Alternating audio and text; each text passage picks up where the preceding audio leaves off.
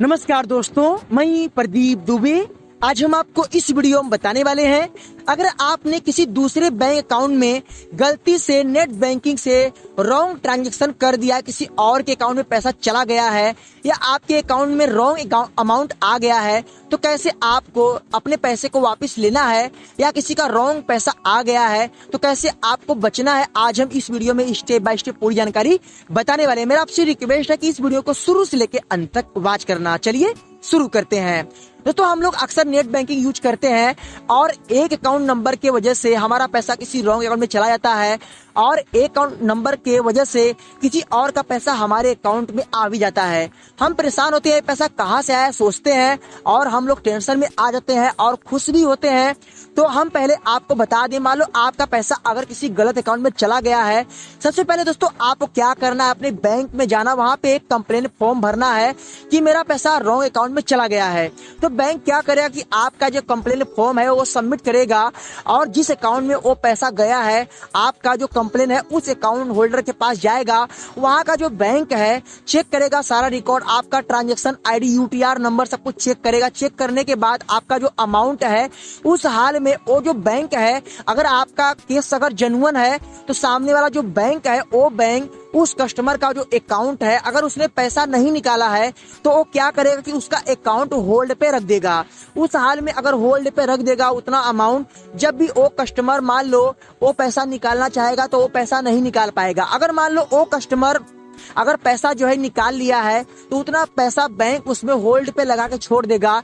जब पैसा वो डालेगा तो वो पैसा ऑटोमेटिक जो है वहां पे बैंक का जो सिस्टम है, बैंक वहां पे ऐड के रखा रहेगा और वो पैसा ऑटोमेटिक आपके अकाउंट में वो बैंक जो है ट्रांसफर कर देगा। मान लो अगर वो पर्सन पैसा निकाल लेता है, कभी अपने अकाउंट में पैसा डालता ही नहीं है, तो इस हाल में आपको कैसे पैसा मिलेगा। तो फिर इस हाल में क्या होता है कि ये जो बैंक है आपको बोलेगा कि हम जो है पूरी कोशिश करेंगे, आपको गारंटी नहीं देंगे कि आपका पैसा रिफंड आ जाएगा, ये पूरी इसकी जिम्मेदारी हम नहीं लेंगे। अगर सामने वाला पर्सन ईमानदार है तो बैंक उसका डिटेल्स जो है अदर बैंक को दे देता है और वो बैंक से वो कस्टमर कॉन्टेक्ट कर लेते हैं। अगर वो कस्टमर ईमानदार है तो आसानी से वो पैसा जो है रिफंड कर देता है। अगर वो ईमानदार नहीं है, अगर मान लो उसके मन में कोई पाप है, तो वो पैसा आपका कभी नहीं देगा और वो पैसा देने का नाम भी नहीं लेगा। अगर मान लो वो अच्छा है, व्यवहारिक है, उसके मन में गलत विचार नहीं, तो वो पैसा आपका रिफंड कर देगा बिना वजह, बिना किसी कारण का। अगर उसके मन में गलत विचारे हैं तो आपका पैसा नहीं मिलेगा। तब बैंक जो है एक बार कोशिश, 2 बार 3 बार करेगा, अगर वो पैसा कभी डालेगा नहीं तो फिर आपका पैसा आपको नहीं मिलेगा। अब यहाँ पे सवाल आ गया, मान लो आपके अकाउंट में अगर रॉन्ग पैसा आ गया है तो सेम केस है, सामने वाला पर्सन आपका जो अकाउंट नंबर है वो भी अपने एक बैंक में रिपोर्ट करेगा, कंप्लेन करेगा। अगर मान लो किसी आदमी का पैसा आपके अकाउंट में आ गया है, वो आपको गाली गलौज करता है, धमकी देता है या बोलता है आपके नाम पे एफआईआर हो गया है, उसमें आप ही गलती 1% नहीं मानी जाएगी, क्योंकि आप ही गलती नहीं है। अगर कोई आपको डराता तो डरना नहीं है।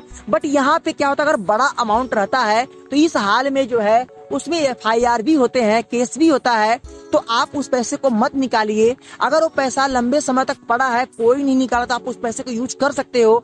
बट यहाँ पे सवाल ये है कि जिसका पैसा रॉन्ग आता है वो अब जो है सीनियर टीम को, हाई टीम को कंप्लेन करके वो पैसा लेने की पूरी कोशिश करता है। छोटे मोटे 1500-2000 रुपए के लिए कोई कंप्लेन नहीं करता है, बड़े अमाउंट के लिए करता है। दोस्तों, मैं आपको बता दूं, अभी करीबन हमारे पहचान का एक लोग थे, उनके अकाउंट में करीबन 1 लाख रुपया रॉन्ग आया था और वो पर्सन खुशी के मारे क्या किया, कंपनी में जॉब छोड़ दिया, जॉब छोड़ के भाग गया अपने गांव कि मेरे अकाउंट में 1 लाख रुपया आया है, और वो पैसा निकाल के आसानी से अपना खाना पीना ऐश करने लगा और काम छोड़ दिया और एक दुकान भी खोल लिया अपना चाय का। चलो भाई, पैसा तो रॉन्ग आया है, बट सामने वाला पर्सन थोड़ा सा हाई सोसाइटी का था, उसने बैंक में रिपोर्ट किया और बैंक ने आगे क्लेम किया।